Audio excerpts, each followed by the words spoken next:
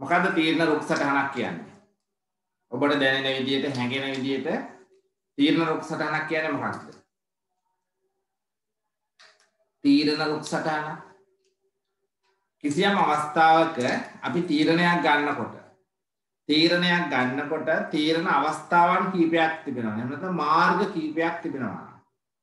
එකිනෙකට වෙනස් මාර්ග කීපයක් තිබෙනවා නම් ඒ මාර්ග අතුරෙන් වඩාත් නිවැරදිම වඩාත් යෝග්‍යතම පිළිවෙල අඩුම ප්‍රතිඵල වැඩිම මාර්ගය මොකක්ද කියලා අපි තීරණය කිරීමේ ක්‍රමවේදයක් තමයි අපි කියන්නේ තීරණ රුක් සටහන් කියලා. තීරණ රුක් සටහන්. දැන් අපි ගත්තොත් කියන මෙහෙම දෙයක්. භාණ්ඩයක් නිෂ්පාදනය කිරීම සම්බන්ධයෙන් අපි පරීක්ෂණයක් කරනවා. පරීක්ෂණයක් කරලා තීරණය කරන නිෂ්පාදනය කරනවද නැද්ද කියලා. නිෂ්පාදනය කරනකොට ක්‍රම කීපයක් තියෙන්න පුළුවන්. නිෂ්පාදනය කරනකොට භාණ්ඩයක් අලෙවි කරනකොට ක්‍රම කීපයක් තියෙන්න පුළුවන්. නිෂ්පාදනය කරලා අලෙවි කරන්න පුළුවන්. පිටතින් මිලදී අරගෙන අලෙවි කරන්න පුළුවන්. ඒක නිෂ්පාදනය කරනකොට කර්මාන්ත කීපයක් තියෙන්න පුළුවන්. A කර්මාන්ත ශාලාව, B කර්මාන්ත ශාලාව, C කර්මාන්ත ශාලාව. ඒතර නිෂ්පාදනය කරන්නේ මොන කර්මාන්ත ශාලාවෙන්ද? මේ ආදී වශයෙන් විවිධ කරුණු සලකලා බලලා ඒ කරුණු වලට අදාළ ප්‍රතිඵල ඇදීමකට ලක් කරලා අවසානයේදී තීරණයක් අපි ලබා ගන්නවා. අපි කියනවා තීරණ රුක් සටහනක් කියලා. දැන් ගත්තොත් මෙන්න මේ වගේ. මෙතන තමයි අවසාන ප්‍රතිඵලය. එතන පැති දෙකක් තියෙනවා. ඊපස්සේ මෙතනිනුත් තව අංශ කීපයක් තිබෙනවා. මෙතනිනුත් තිබෙනවා අංශ කීපයක්. ඒ වගේම මෙතනිනුත් තියෙන පුළුවන් අංශ තව කීපයක්.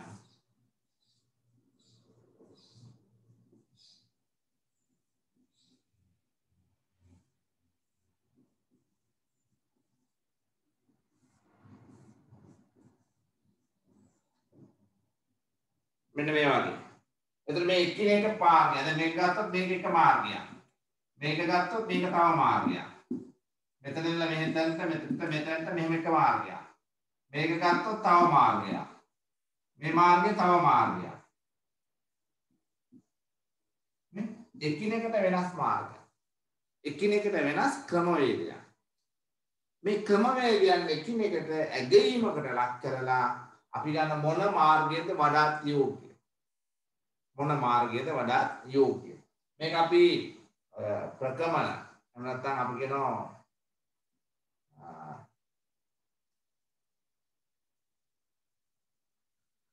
අනේ සබ්ජෙක්ට් එක මතක නැහැ. ඒ සමහර සබ්ජෙක්ට් වල මේක කියනවා network analysis කියලා. network analysis කියලා තියෙනවා. ඒ කියන්නේ මේක network එකක් වගේ. මේක විග්‍රහ කරලා මොකක්ද හොඳම පාත් එක. හොඳම මාර්ගය මොකක්ද කියලා අපි තීරණය කරනවා. ඒතර අපි ගැටලුව විග්‍රහ කරන්නේ මේ පැත්තට. මේ පැත්තට තමයි තිබෙන මාර්ග මොන පළවෙනි පියවර මොකක්ද, දෙවෙනි පියවර මොකක්ද, තුන්වෙනි පියවර මොකක්ද කියලා අපි ඇනලයිස් කරන්නේ මේ අතට. ප්‍රතිඵල ලැබීමට ලක් කරන්නේ මේ අතට පස්සට. ප්‍රතිඵල ලැබීමට ලක් කරන්නේ පිටිපස්සට. එහෙම තමයි අපි අවසාන ප්‍රතිඵලය දක්වා එන්නේ. ඒතර ඒ ඇගීමට ලක් කර ප්‍රතිඵල අතුරෙන් පිළිවෙල ප්‍රතිලාභ ඉහළ මාර්ගයක් ගන්න. පිළිවෙල අඩු ප්‍රතිලාභ වැඩි ඉහළ මාර්ගයක් ගන්න තීරණය යෝග්‍යතම තීරණය කියලා අපි හඳුනා ගන්නවා. ඒතර මේක අතන හොඳ විෂයක්. බොහෝ තැන්වලදී අපිට අවශ්‍ය වෙන ඒ වගේම ප්‍රායෝගික වශයෙන් භාවිතා කරන හොඳ විෂයක්. හරි?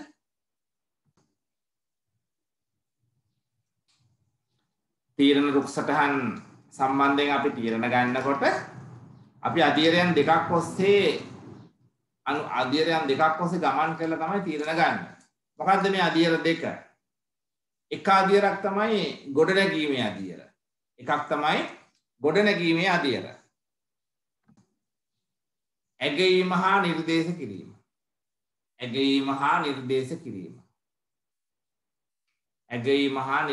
කිරීම.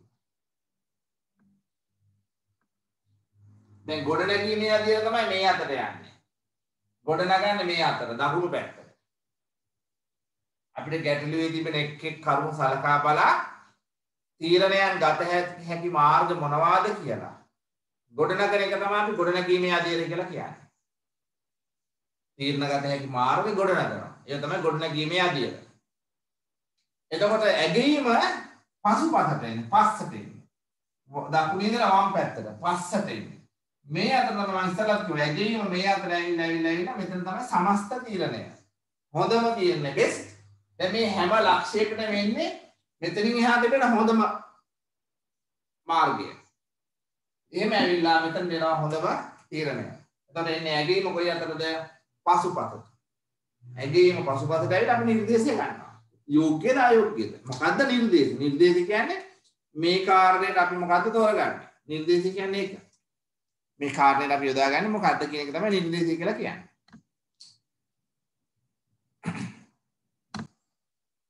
තීරණ රුක් සටහන නිතරම මොකද කරන්නේ? වමේ සිට දකුණට ගොඩනගන්න ඕනේ. වමේ සිට දකුණට. මම ඉස්සලා කිව්වනේ මේ පැත්තෙන් ඉඳලා මේ පැත්තට ගොඩනැගීම කරන්න ඕනේ වමේ සිට දකුණට. වැදගත් වෙන ලක්ෂයන් තමයි දැන් අපි රුක් සටහනක් ගොඩනගද්දී අපි ගන්න එකක් තමයි තීරණ ලක්ෂ. තීරණ ලක්ෂ අපි හඳුන්වන්නේ මේ කොටුවකින් චතුරස්‍රාකාරව. එතකොට ඔයා ඔබ දන්නවා තීරණය ගන්නනේ අන්තිමටම. එතකොට මෙන්න මේ වගේ අත්තක් විහිදලා ගිහින් මෙතන තියෙන්නේ ප්‍රතිඵල ලක්ෂයක්. ප්‍රතිඵල ලක්ෂ. එතකොට මේ ප්‍රතිඵල ලක්ෂ අපි හඳුන්වන්නේ වෘත්තයකින්. වෘත්තාකාර හැඩයකින් තමයි ප්‍රතිඵල ලක්ෂයක් නිරූපණය කරන්නේ. එතකොට මෙතනින් අපි කියොත් මෙතනක් ප්‍රතිඵල ලක්ෂයක්. මෙහෙම ගියාම මෙතනක් ප්‍රතිඵල ලක්ෂයක්. මෙතනක් ප්‍රතිඵල ලක්ෂයක්.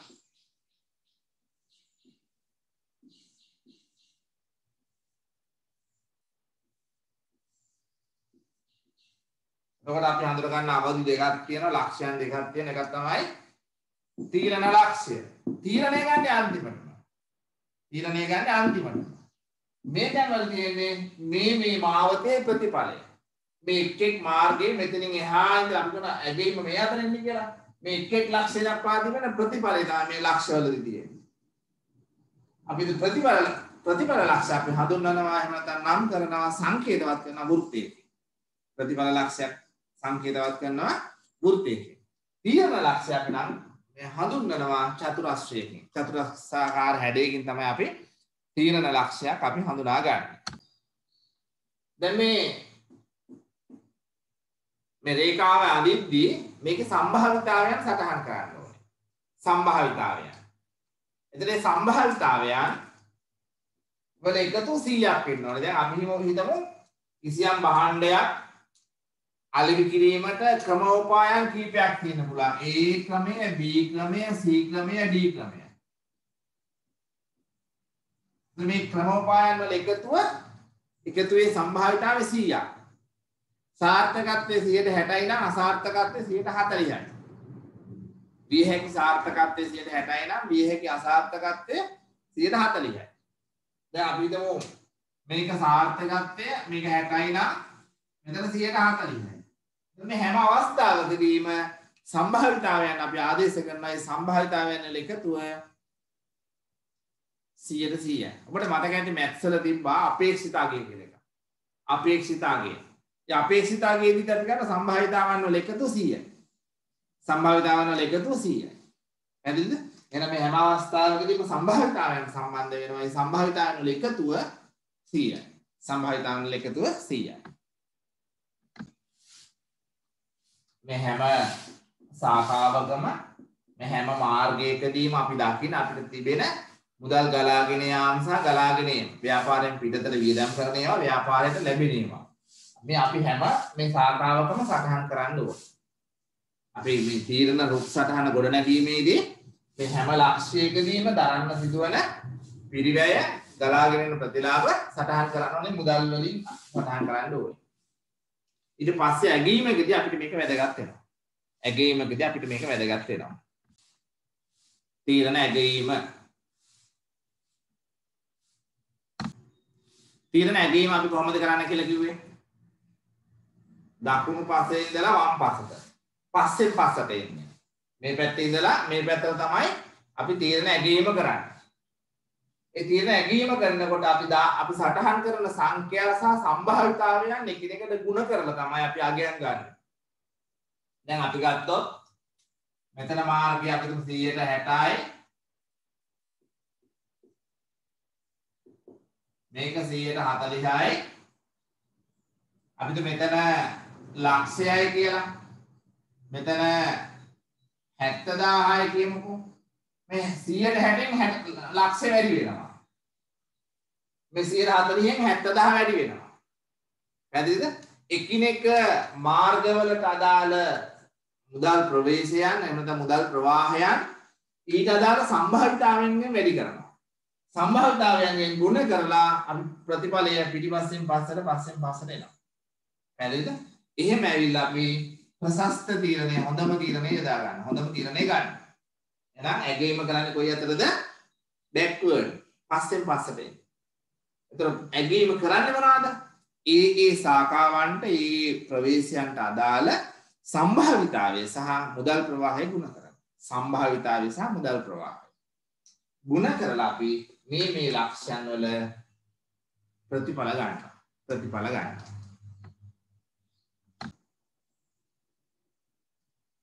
දැන් මොකද වෙන්නේ? දැන් මෙන්න මේ තීරණ ලක්ෂයන් අපි දන්නා වෘත්තාකාරව තියෙන්නේ ප්‍රතිඵල ලක්ෂයන්. මේ ප්‍රතිඵල ලක්ෂයට අදාළ දැන් මෙතන ගත්තොත් මේ සියලුම ශාඛාවන්ගේ අගය තමයි මෙතන දෙන්නේ. මේ සියලුම ශාඛාවන් වල අගය. පැහැදිලිද? මේ තැන් වල දෙන්නේ සියලුම ශාඛාවන් වල අගය. අදාළ මුදල් ප්‍රවාහය සම්භාවිතාවයන් වැඩි කරලා දැන් උදාහරණයක් විදිහට මම මෙතන ගත්තේ 160යි ලක්ෂයයි 140යි 70000යි. එතකොට 60000 160 ලක්ෂයෙන් වැඩි වුණාම කීයද? 60000යි. 140 70000න් වැඩි වුණාම 28000යි. එතකොට එහෙමනම් එකතුව කීයද? 88000යි. එහෙනම් මේ තීරණ ප්‍රතිඵල ලක්ෂ්‍යයේ කීයද? 88000යි. ප්‍රතිඵල ලක්ෂයේදී සියලුම අතුවල සියලුම ශාඛාවල අගයන් ඊට අදාළ මුදල් ප්‍රවාහයෙන් ගුණ වෙලා මේ ප්‍රතිඵල ලක්ෂයට එනවා. හැබැයි තීරණ ලක්ෂය දෙන්නේ මොකද්ද? මේ ශාඛාවලින් වැඩිම අගයේ තිබෙන ශාඛාව. වැඩිම අගයේ තිබෙන ශාඛාව. පැහැදිලිද? වැඩිම අගයක් සහිත ශාඛාව තමයි ඔයාලට දෙන්නේ ප්‍රතිඵල ලක්ෂය. තීරණ ලක්ෂය. තීරණේ කියන හොඳ මේක. වැඩිම එක. අපි කැමති වැඩිම ලාභයනේ. අඩුම පිරිවැය වැඩිම ලාභය. එහෙමනම් අපි තෝරගන්න එක තමයි මෙතනට ගන්න. හැබැයි මේ කියන්නේ මේ අවස්ථාවේදී තිබෙන විකල්ප මාර්ග. විකල්ප මාර්ග. ඒවෙන් ලැබෙන දේ. ඒවෙන් ලැබෙන දේ තමයි අපි ගන්න. දැන් අපි ගත්තොත් භාණ්ඩයක් විකුණනකොට අපි කියනවා 140ක සම්භාවිතාවයක් තියෙනවා ලක්ෂ 3ක ආදායම. 130ක සම්භාවිතාව 135ක සම්භාවිතාවයක් තියෙනවා ලක්ෂ 2කමාරක ආදායම. 125ක සම්භාවිතාවයක් තියෙනවා ලක්ෂ 2ක ආදායම. මතකනේ ඔබට අපේක්ෂිතාගේ මැත්ස් වල ඒ සියලුම එකතුව තමයි අපේක්ෂිතාවය කියන්නේ සම්භාවිතාවය වැඩි කරනවා අදාළ අගේ. ඒ ටික එකතු කරනවා. ඔය දෙපේ සිග්මා අපේක්ෂිතාවගේ තිබෙ එහෙමනේ. expected value සමානයි සිග්මා තිබ්බේ px සම්භාවිතාවය අදාළ අගෙන් වැඩි වෙනවා. සම්භාවිතාවය අදාළ අගෙන් වැඩි වෙනවා. ඒක තමයි මෙතනට ගන්න. මෙතනට ගන්න මේ අතුවල සම්භාවිතාවය අදාළ අගෙන් වැඩි වෙලා යන අගය තමයි ප්‍රතිඵල ලක්ෂයට ගන්න. හැබැයි තීරණ ලක්ෂයට ගන්නේ විකල්පයන්ගේ හොඳම විකල්පය. best alternatives. හරිද? ඒක තමයි අපි ගන්නෙ තීරණ ලක්ෂයට.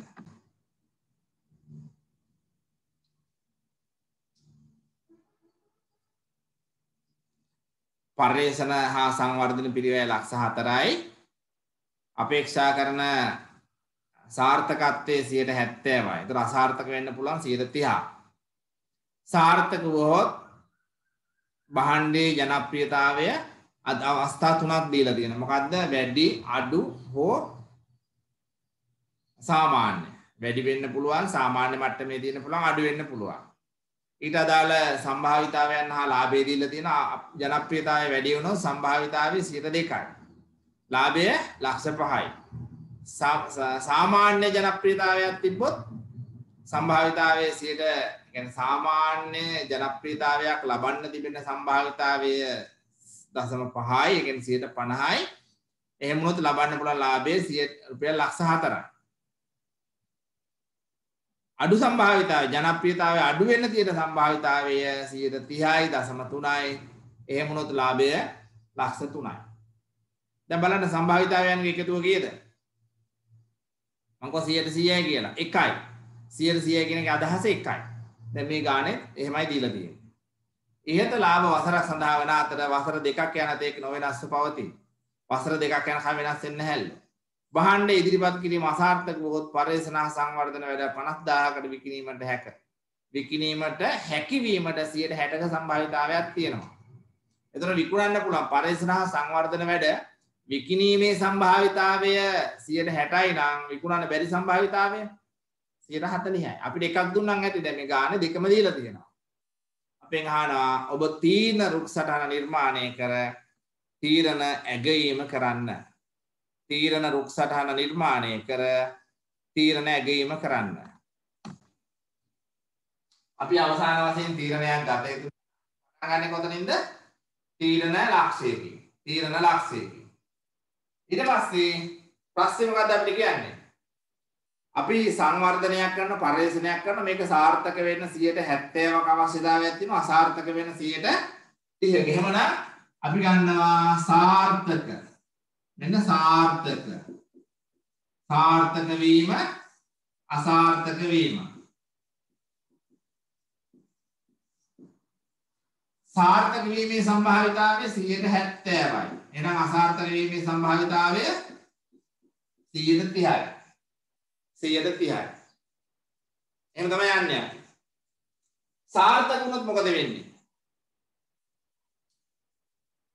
සාර්ථක වුණොත් මොකද වෙන්නේ? අද අපි ඉස්සරහට අපිට ගන්න පුළුවන් එකක්. මෙහෙම ගන්නත් පුළුවන්. මෙන්න තීරණ ලක්ෂය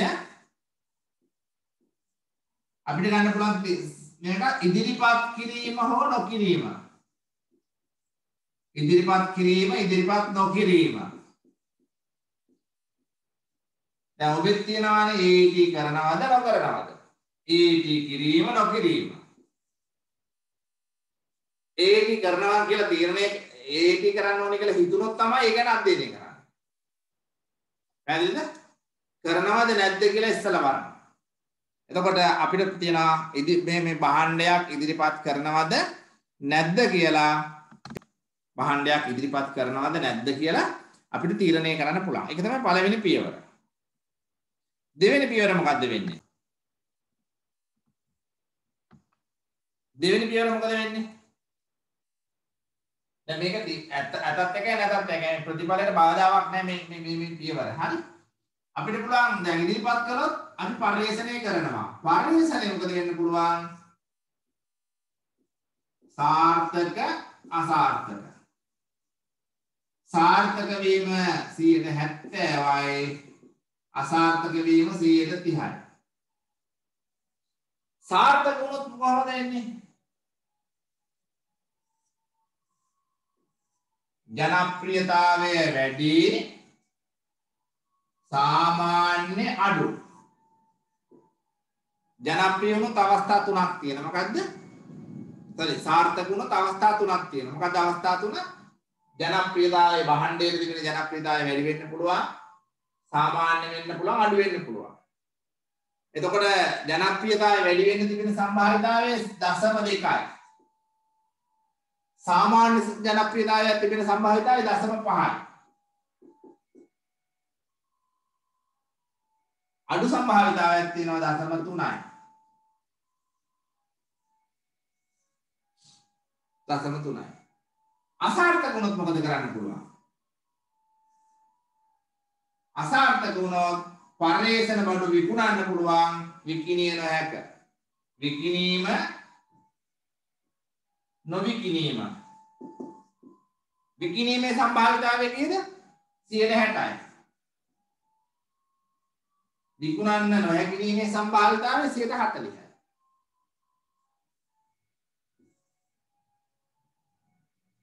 දැන් බලන්න මේ ගානේ සියලුම තොරතුරු ටික මේකේ තියෙනවද?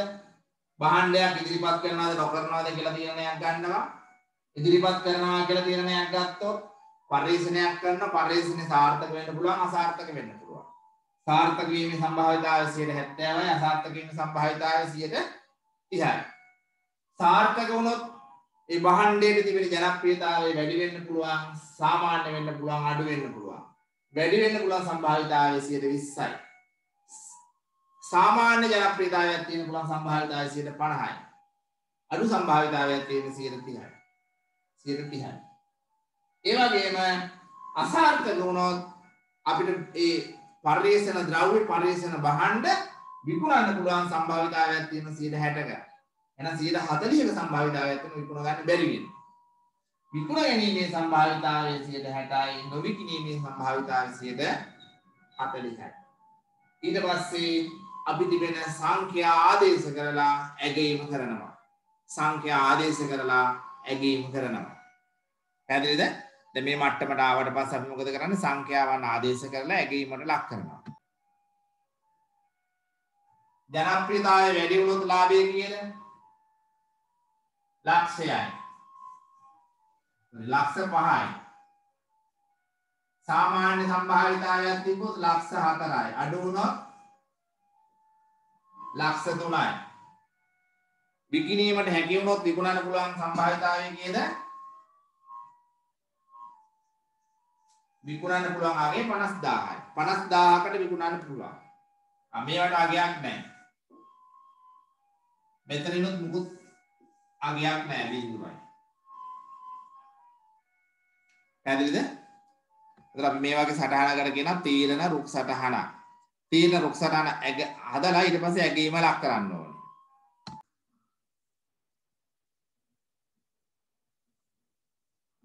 මම කිව්වේ ඇගීම කොහොමද කරන්න කිව්වේ? බෑක්වර්ඩ් එන්න කියලා කිව්වනේ. දකුණ ඉඳලා වමට එන්න කියලා කිව්වේ. පිටිපස්සට එන්න කියලා. දැන් අපි මෙන්න මේ තීරණ ලක්ෂණය මොකද්ද ගන්නෙ? මේ තීරණ ලක්ෂණය මොකද්ද ගන්නේ? දැන් මේ අවස්ථාවවල මේක අවශ්‍යත් නැහැ. මේ වෘත්තේ නැතත් කමක් නැහැ මේ තැන්වලට. මේක තිබ්බත් නැතත් ගැටලුවක් නැහැ. හරි? මෙතනින් එහාට අතු නැති නිසා මේ වෘත්ත ටික නැතා කියලා ගැටලුවක් නැහැ. එතනින් එහාට අතු නැති නිසා. දැන් මෙතන මේ තීරණ ලක්ෂය. මෙතන වෙන්නේ කොහමද? ලක්ෂ 5ක ආදායමක් ලබන්න 100 කීයක සම්භාවිතාවයක් තියෙනවද? 20ක. දශම 2ක. දැන් එතකොට මෙන්න මෙතන අපි તો මේක 1 කියලා 1 ලක්ෂය අගේ කොහොමද එන්නේ? දශම 2ක සම්භාවිතාවයක් තිබෙනවා ලක්ෂ 5ක ආදායමකට. දශම 5ක සම්භාවිතාවයක් තිබෙනවා ලක්ෂ 4ක සම්භාවිතාවයකට.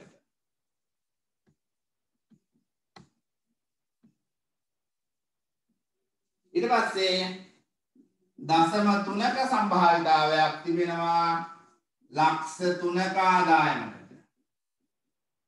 එහෙනම් අගේ කීයද? 5ේම 2ක් ලක්ෂයයි 4ේම 5ක් ලක්ෂ 2යි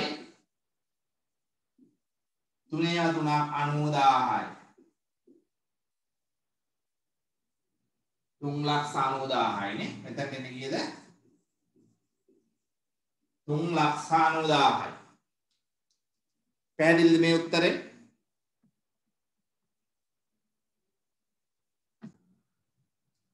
අවුරුදු කීයක් අඛණ්ඩව තිබෙනවද මේ අගයන්? අවුරුදු 2ක් තියෙනවා. එකක් තියෙනවා. එහෙනම් මේක ආයේ දෙකකින් වැඩි වෙන්න ඕනේ නේ. මේක ආයේ දෙකකින් වැඩි වෙන්න ඕනේ. මොකද පරිසෙ සංවර්ධන පිළිවෙලක් තිබෙනවානේ. ඒක හන්ද අපි ඒක අගයන්න ඕනේ. අවුරුදු දෙකකින් වැඩි වෙන්න ඕනේ. එතකොට කීයද එන්නේ? ලක්ෂ 2යි. ලක්ෂ 4යි. 1,80,000යි.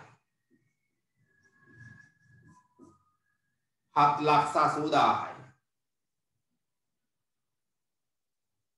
7,80,000යි.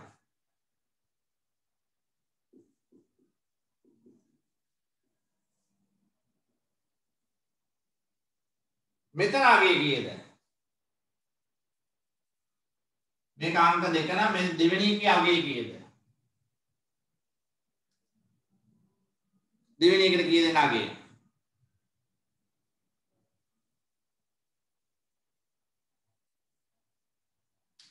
දෙකේ අගය කී දෙන්නේ?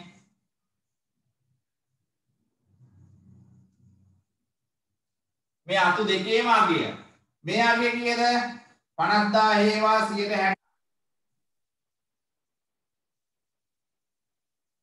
30000යි. මෙතන බිඳුවයි. අලිවි කරගන්න බෑ. එහෙමනම් ඒකට අගයක් නැහැ. එහෙනම් මෙතන දෙන අගය කීයද? 30000යි. 30000යි. ඊළඟට ආයෙ බලන්න මේ පැත්ත වටපිට බලන්න එපා. මේ 7,80,000ක අගයක් ලබන්න තිබෙන සම්භාවිතාවය කීයද? 70යි. 7,80,000ක අගයක් ලබන්න තිබෙන සම්භාවිතාවය 70යි. 70ම 7,80,000න් වැඩි කරාම කීයද මෙතෙන් දෙන්නේ? 7,80,000 වැඩි වෙනවා 170. ඊළඟේ 0.3යි 4ක් 56යි 49 5යි 54යි 5,46,000. ඊට පස්සේ අපි කිව්වා මෙතනට එන්නේ මේ සියලු අක්ෂවල සියලු ශාඛාවල එකතුව. මෙතන කීයද? 30,000ක ආදායමක් ලබන්න සම්භාවිතාවය 30%යි. 3 එහෙනම් කීයද?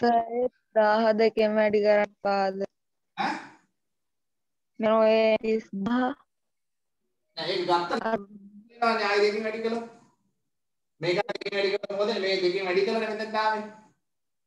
මේ පරිවර්තනය සාර්ථක වුණොත් ලැබිය හැකි මුළු ආදායම කීයද? අවුරුදු දෙකක් නොවෙනස්ව පවතිනවා. ඒ අවුරුදු දෙක තුල ලබන්න පුළුවන් ආදායම කීයද? 7,80,000. පැහැදිලිද? ආය අවුරුදු දෙකකින් වැඩි කරන්නේ. මෙතන අසාර්ථක වුණොත් එකයි එකසරේ අසාර්ථක වුණොත් ඒක වික්ක කරන්නේ. පැහැදිලිද? අසාර්ථක වුණොත් ඒ අර මොනවාද ඉතුරු වෙච්ච සුම්බුන් ටික වික්ක එච්චරයි. ඉවරයි. එළිය විකුණන්න පුළුවන් කීයකටද? ඒ පරිශ්‍රණය ලක්ෂ 4ක් වියදම් කරනවා.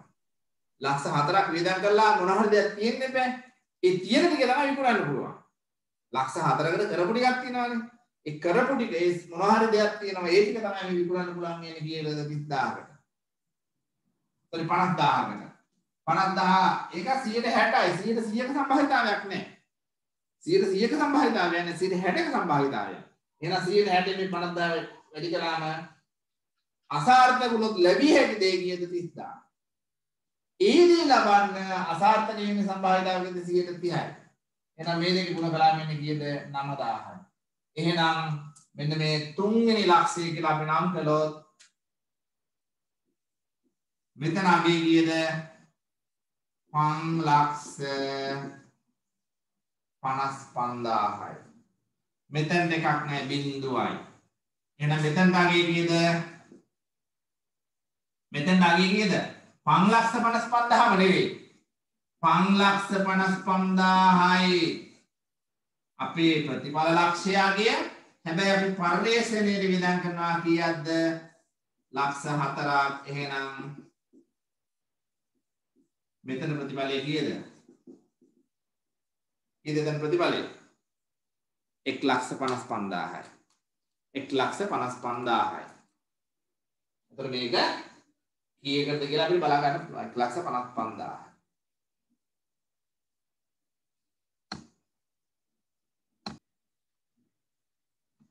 හසිත මදුසංක සමාගම නව භාණ්ඩයක් වෙළඳපොළ නිකුත් කිරීමට නියමිතය. මෙම අවස්ථාවේ සමාගමට අදාළ භාණ්ඩය සඳහා වෙළඳපොළ පරීක්ෂා කිරීම හෝ අතහැර දැමීම යන ක්‍රියාමාර්ග දෙක ගත හැකියි. ඒ කියන්නේ පරීක්ෂා කිරීම හෝ අතහැර දැමීම කියන දේ අපිට ගන්න පුළුවන් අවස්ථා දෙකක්. සමාගම වෙළඳපොළ පරීක්ෂා කරයි නම් පිරිවැය රුපියල් මිලියනයක් වන අතර රුපියල් මිලියනයක් වියදම් වෙනවා. සම්භාවිතාවයන් පිළිවෙලින් 0.6ක් සහ 0.4ක් ලෙස වෙළඳපොළ ප්‍රතිචාර ධනාත්මක හෝ ඍණාත්මක වෙන්න පුළුවන්. ධනාත්මක ප්‍රතිචාරය 60%යි ඍණාත්මක ප්‍රතිචාරය 40%යි. වෙළඳපොළ ප්‍රතිචාර ධනාත්මක නම් සමාගමට භාණ්ඩය අතහැර දැමීම හෝ පූර්ණ ප්‍රමාණයෙන් අලෙවි කිරීමට කළ හැකිය. ප්‍රතිචාරය ධනාත්මක නම් භාණ්ඩය අතහැර දමන්න පුළුවන්. එහෙම නැත්නම් පූර්ණ ප්‍රමාණයකින් අලෙවි කරන්න පුළුවන්. අදාළ භාණ්ඩ පූර්ණ ප්‍රමාණයෙන් අලෙවි කරයි නම් කියන්නේ අතහැර දමන්න නැතුව අලෙවි කරන්න තීරණය කළොත් ප්‍රතිඵලය අඩු සාමාන්‍ය හෝ වැඩි ඉල්ලුමක් වෙන්න පුළුවන්. ඒතර ලාභ ඒකක වලින් රුපියල් ලාභ රුපියල් 10000ක් ඒකක වලින් පිළිවෙලින් 200 ඍණ 200ක් ධන 200ක් හා 1000ක් වේ. ප්‍රතිඵලය රුපියල් මිලියන 2ක අලාභයක සිට රුපියල් මිලියන 10ක ලාභයක් දක්වා පැතිරේ. ඒතර ප්‍රතිඵලය රුපියල් මේ තියෙන දහස් වලින් මේ අගයන් දීලා තියෙන දහස් වලින් ප්‍රතිඵලය රුපියල් මිලියන 2ක අලාභයක සිට රුපියල් මිලියන 10ක ලාභයක් දක්වා පැතිරේ. ඒකක 10000යිනේ. ඒකක 10000යි මේ දහස් වලින් පිළිවෙලින් දීලා තියෙන්නේ. දහස් වලින් දීලා තියෙන්නේ 10000 ඒවා 200ක් ඒ කියන්නේ ලක්ෂ දෙකක් මේ විදිහට දහස් වලින් දීලා තියෙන්නේ. මෙම ප්‍රතිඵලයන් සඳහා පිළිවෙලින් 0.2ක 0.3ක හෝ 0.5ක හෝ 0.3ක ලෙස සම්භාවිතාවයක් නැත. ඒ කියන්නේ අඩු වෙන්න සම්භාවිතාවය 0.2යි සාමාන්‍ය සම්භාවිතාවය 0.5යි වැඩි වෙන්න තිබෙන සම්භාවිතාවය 0.3යි. වෙළඳපොළ පරීක්ෂා කිරීමේ ප්‍රතිචාරය ඍණාත්මක වුවහොත් මෙම සමාගම භාණ්ඩය අලෙවි කරයි නම් රුපියල් මිලියන 6ක අපේක්ෂිත අලාභයක් ලැබේ. ඍණාත්මක වුවද භාණ්ඩය අලෙවි කළොත් අපේක්ෂිත අලාභය මිලියන 6යිද. සමාගම ඕනෑම අවස්ථාවක භාණ්ඩය අතහැර දමයි නම් එහිදී සුන්බුන් නගයේ විකිණීමෙන් ලක්ෂ 5ක සුද්ධ ලාභයක් ලබා ගත හැකිය. භාණ්ඩය ඕනම වෙලාවක අතහැර දැම්මොත් ඒ සුන්බුන් විකුණලා ලක්ෂ 5ක සුද්ධ ලාභයක් ලබා ගන්න පුළුවන්. සියලුම මුළු වටිනාකම් වර්තමාන අගයට වට්ටම් කර ඇත. වර්තමාන අගයට වට්ටම් කරලා තියනලු සියලුම අගයන්. අපිට කියනවා තීරණ රුක් සටහනක් ඇඳ තීරණ ඇගීම කරන්න. තීරණ රුක් සටහනක් ඇඳ තීරණ ඇගීම කරන්න. අපිට මුලින්ම කියනවා මදුසාංක සමාගම භාණ්ඩයක් වෙළඳපොළට නිකුත් කරන්න නියමිතයි. මේ සම්බන්ධයෙන් වෙළඳපොළ පරීක්ෂා කිරීම හෝ අතහැර දැමීම යන ක්‍රියාමාර්ග ගත හැකිය. එහෙනම් අපි ගත්තා මෙන්න අපේ ෆයිනල් ඩිසිෂන් එක අවසාන තීරණය මෙතන. ඊට පස්සේ අපිට කරන්න පුළුවන් දෙයක් තමයි මොකද්ද? පරීක්ෂා කරනවද නැද්ද කියලා තීරණය කරනවා. පරීක්ෂා කිරීම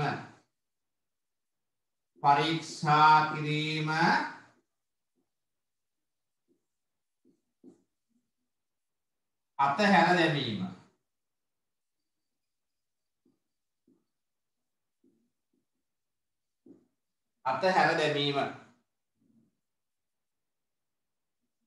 පරීක්ෂා කරන්න කියලා තීරණය කළොත් අපිට තිබෙන අවස්ථා දෙකක්. මොකද අවස්ථා දෙක? ධනාත්මකයි ඍණාත්මකයි. ඔව් ප්‍රතිඵල ධනාත්මක වෙන්න පුළුවන් ඍණාත්මක වෙන්න පුළුවන්. ප්‍රතිඵල ධනාත්මක ඍණාත්මක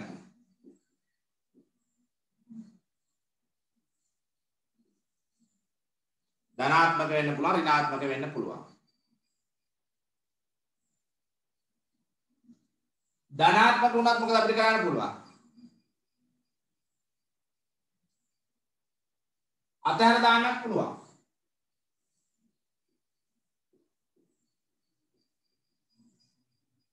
ධනාත්මක වුණත් අතහැර දාන්න පුළුවන්. එහෙම නැත්නම් මොකද කරන්න පුළුවන්? අලෙවි කරන්න පුළුවන්.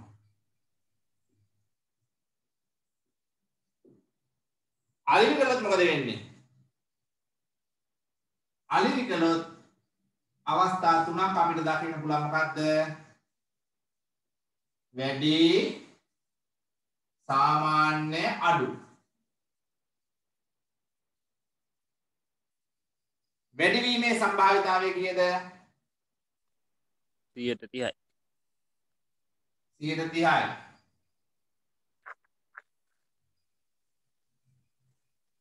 සාමාන්‍ය සම්භාවිතාවය 150යි. අඩු වෙන්න තියෙන 102ක සම්භාවිතාවය.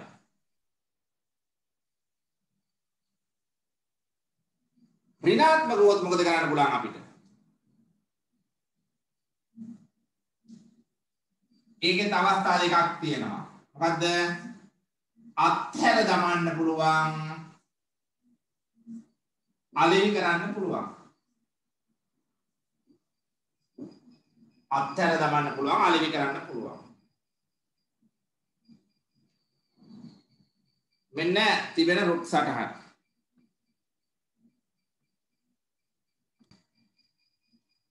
පරීක්ෂා කරන්න පුළුවන්, අතහැර දමන්න පුළුවන්.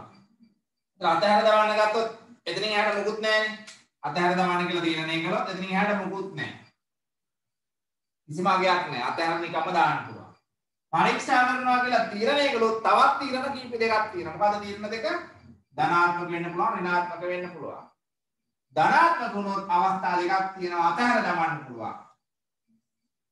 අතහැර දමන්න පුළුවන්. එහෙම නැත්නම් අලෙවි කරන්න පුළුවන්. ධනාත්මකවත් ඕනනම් අතහැර දාන්න පුළුවන්. අපි ඉන්නවන්නේ කොච්චර ධනාත්මක වුණත් අතහැර දමන අය ඉන්නවා. අලෙවි කරන්නත් පුළුවන්. අභියෝගේ බාර නම් වැඩි කරන්නත් පුළුවන්. වැඩි කළොත් මොකද වෙන්නේ? ලැබෙන ප්‍රතිචාර අලෙවිය වැඩි වෙන්න පුළුවන්, සාමාන්‍ය වෙන්න පුළුවන්, අඩු වෙන්න පුළුවන්. වැඩි වීමේ සම්භාවිතාවය 0.3යි. සාමාන්‍ය මට්ටමක තියෙන්න පුළුවන් සම්භාවිතාවය 0.5යි. අඩු වෙන්න පුළුවන් සම්භාවිතාවය 0.2යි. ඒ වගේම ඍණාත්මකවත් අතහැර දාන්න පුළුවන් නේ. මොන වෙලාවක අතහැර දාන්න පුළුවන් මේ. ධනාත්මකවත් පුළුවන්, ඍණාත්මකවත් පුළුවන්, මුලිනුත් පුළුවන්. පටන් ගන්න නැතුවම ඉන්න පුළුවන්. මොකද ඔච්චර දඟලන්නේ කියන දේ මතය කියලා ඉන්නත් පුළුවන්. මේ රේඛාණී මේ මට්ටමට ගත්ත එකම ගානට ගන්න ඕනේ නිසා. හරි. එතකොට ඍණාත්මක වෙලා අත්හැර දමන්නත් පුළුවන්, අලෙවි කරන්නත් පුළුවන්. අලෙවි කරන්නත් පුළුවන්. මෙන්න මේක තමයි රුක් සටහන ඇඳීම පළවෙනි පියවර. පළවෙනි පියවර මේක. අගයන් ආදේශ කළාම මේ අතහර දෙමුවම අලෙවි කරන්න පුළුවන්ද බැරිද? බෑ. ඇයි බැරි? කියන ඕන වෙලාවක අතහර දෙමුවොත් කරලා අතහැර දැම්මොත් පරීක්ෂා කරලා ඕනෙම වෙලාවක අතහැර දාන්න පුළුවන්. ඒ අතහැර දැම්මොත් ඊයකට අලෙවි කරන්න පුළුවන්ද? ලක්ෂ 5ක්. ලක්ෂ 5යි. ඕනෙම වෙලාවක අතහැර දාන්න පුළුවන් කියලා කියනවා. භාගයකට හදලා දාන්න පුළුවන්. එහෙමයි කොච්චර ඉන්නවද? භාගයට වැඩ පටන් ගන්න අතහැරලා දාන්න. අපි ඩබල් එකකින් කොච්චර ඉන්නවද බලන්න. ඈ මාස 3ක් 4ක් යනවා රෙජිස්ටර් වෙනවා විභාගෙ දාලා අතහැරලා දාන්න. එහෙම ඉන්න නේද තිල්කේ? ඕනම වෙලාවක අතහැරලා දාන්න පුළුවන්. ඕනම දෙයක් පුළුවන්. ඒක ලෝක ස්වභාවය. ඊට පස්සේ අලෙවි වැඩි වුණොත් කීයද කියන්නේ? අලෙවි වැඩි වුණොත් 1000ක් වේ. 10000 ඒකක වලින් 1000ක්. 10000 ඒකක වලින් 1000ක් කියන්නේ කීයද? 1000යි 1.7යි එතකොටනේ. මිලියන 10යි. සාමාන්‍ය වුණොත් 200යි. 200යි 0.4යි. අඩු වුණොත් ඒ 200යි 0.4යි අලාභය. ඍණාත්මක වෙලා අතහැර දෙමුවොත් කීයද? ඍණාත්මකයි ප්‍රතිඵලය. හැබැයි අතහැරලා දාන්න. මොකද වෙන්නේ? ලක්ෂ 5යි. ලක්ෂ 5යි.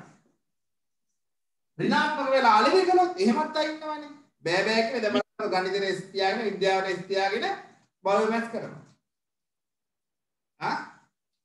පේනවා මේක කරගන්න බෑ කියලා අතහැරලා. මේ ඒත් කරනවා. එතකොට කීයද? කීයද අලාභය? මිලියන 6යි. මිලියන 6ක එහෙම තිබ්බනේ. ගාන තිබ්බම ඔය හැරි මිලියන 6ක 6ක් අලාභය. අලාභයක්. ඔව්. මිලියන 6ක අලාභය. දැන් දරුවනේ මේ සංඛ්‍යා ටික මේ පැත්තට අගය කරන්න. සංඛ්‍යා ටික මේ පැත්තට අගය කරනවා. මේ ලක්ෂ 5 සම්භාවිතාවයක් තියනවද නැහැ නේද? අපිට ලක්ෂ 5 සම්භාවිතාවයක් දීලා නැහැ. ලක්ෂ 5යි. මේකේ සම්භාවිතාවය මිලියන 10 සම්භාවිතාවය 0.3න් වැඩි කළාම කීයද? කීයද 0.3න් වැඩි කළාම? අපි මේ 10 වලින් ගමු. මිලියන 3යි. ඈ? මිලියන 3යි. මිලියන 3යි. එතකොට 2000 වැඩි කරනවා 0.5. එතකොට කීයද? මිලියනයයිනේ. මිලියනයයි. මිලියන 2000ක දහස් වලින් 2000ක අලාභයක් තියෙනවා 0.2. එතකොට කීයද එන්නේ? 500යි. ලක්ෂ 4. කියන ලක්ෂ 4යි. එතකොට එන මෙතන අපි කී දෙන්නේ? ලක්ෂ 36යි. 26යි නේද? 2600යි දහස් වලින්. 2600යි දහස් වලින්. සර් 36 නේද? අසල් 3600 නේ. 3600.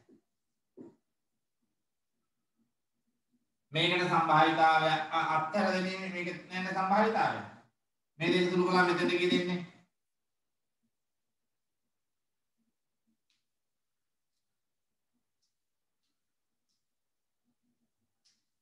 දැන් අපි මේකෙන් තෝරගන්න කීයද? කොයි එකද? සම්භාවිතාවයක් නැහැ නේ. එක්ක අලෙවි කරන එක අත්තර දාන. ඒතර අපි මේකෙන් ගන්න හොඳම දේ එතන මෙතන ගන්නේ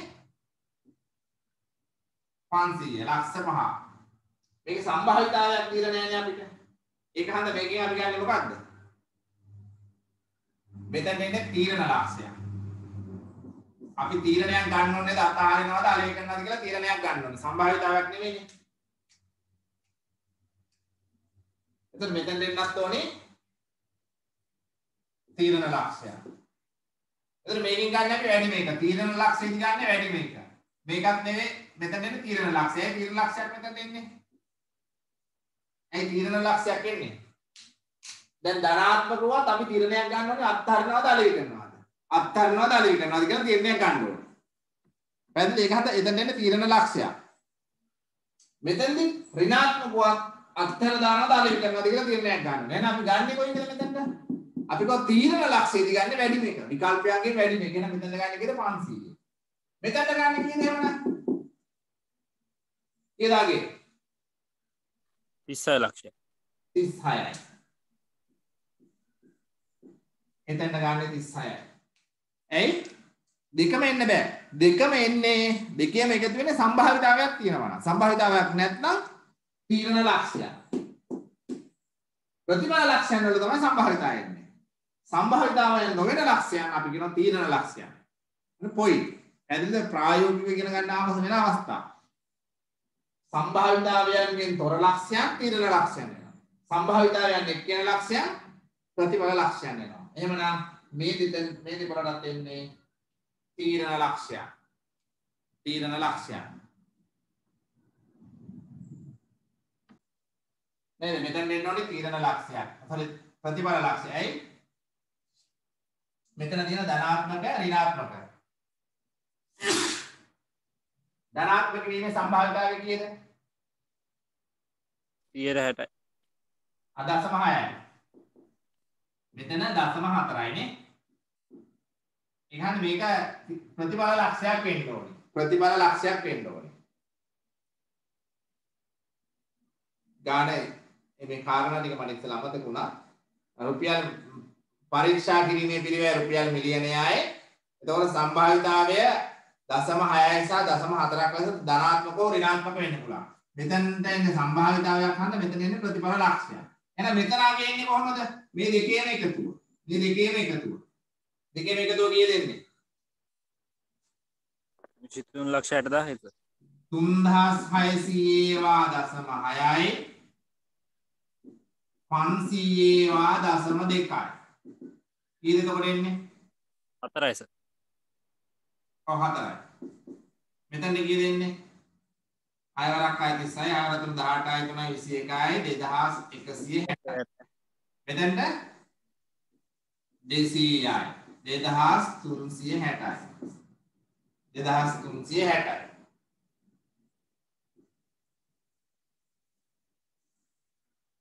එහෙනම් මෙතන දෙනවා 2360. 2360. 13 ලක්ෂ 60000ක ලාභයක්. එතකොට මෙතන 2360 මොකද වෙන්නේ? සංවර්ධන පිළිවෙල 1000යි. එහෙනම් කීයක ලාභයක්ද?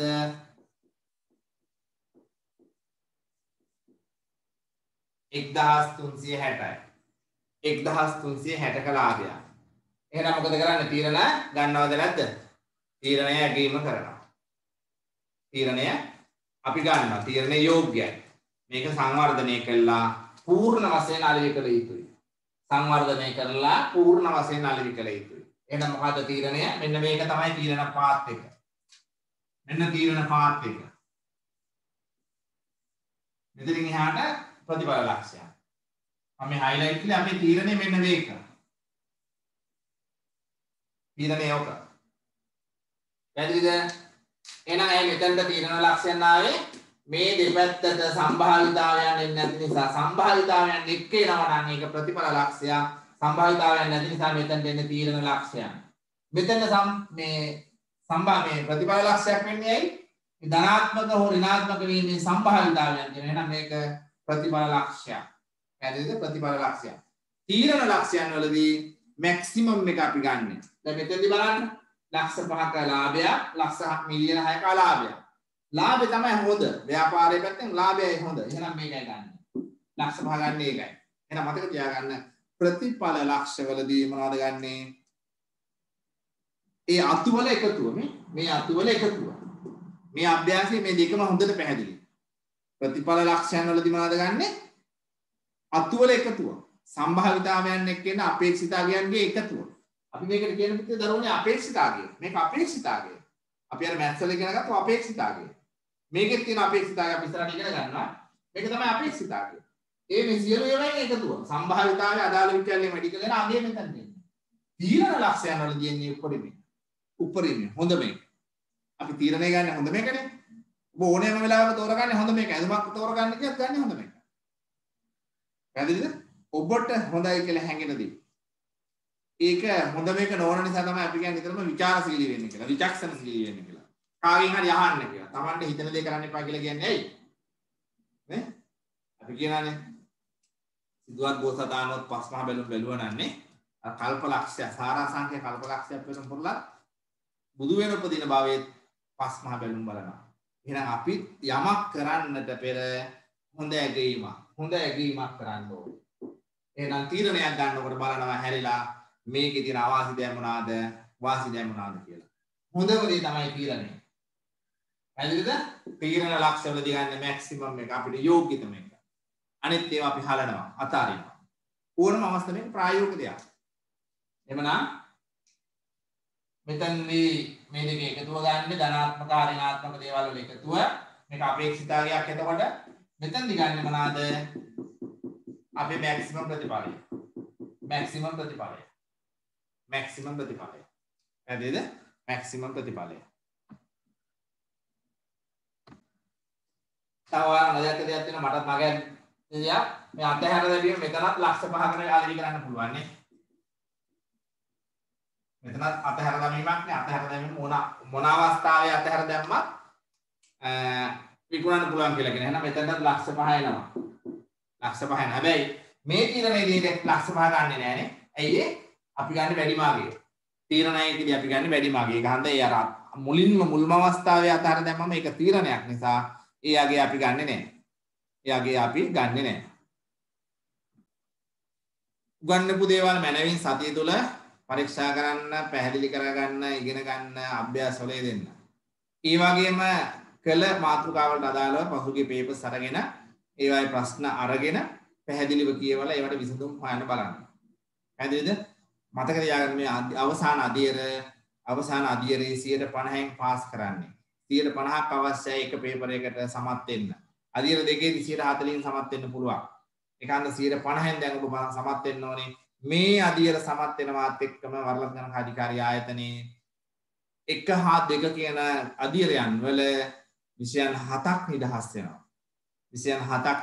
මේක ඔබට ලැබිය නොහැකි ඔබ අපේක්ෂා කරන ඉතා ඉහළ වටිනාකම පිළිගැනීමක් වැලියු එක. ඒක හන්දා නිරන්තරයෙන් ගෙදර ඉන්න දවස්වල කාලය අපිට යවන්න එපා, නාස්ති කරන්න එපා. උපරිම මේක පාවිච්චි කරන්න. හරිද? හරි. එහෙමනම් මම අපේක්ෂා කරන ඔබ ඒ පරිදිම කටයුතු කරයි කියලා. එහෙමනම් සියලු දෙනාට සුබ දවසක්. මම ඊළඟ කරන දවස මම ඔබට ආයෙත් දැනුම් දෙන්නම්. ඊට පස්සේ accounts වලට අපි හෙට හවස එකට පටන් ගමු. ඒ කියන්නේ දෙකට. මොකද අද නෑ මට හරි එහෙමනම් සියලු දෙනාට සුබ දවසක්. දීපු අභ්‍යාස හොඳින් කරන්න. මේ අභ්‍යාස තුන හදලා මට එවන්න උත්තර ටික. එතකොට උත්තර එවුවට පස්සේ මම ඊට අදාළ නිවැරදි උත්තර මම අදාළ ආයත එවනවා. හරිද? ඒක හන්දා ඔබට මගෙන් උත්තර ගන්න ඔබ ප්‍රශ්න වලට උත්තර සපයලා මට එවන්න ඕනේ. හරි එහෙමනම් සියලු දෙනාට නැවත වරක් සුබ දවසක්. පරිස්සමෙන් ඉන්න, සුරක්ෂිතව ඉන්න මේ දවස් ටිකේ.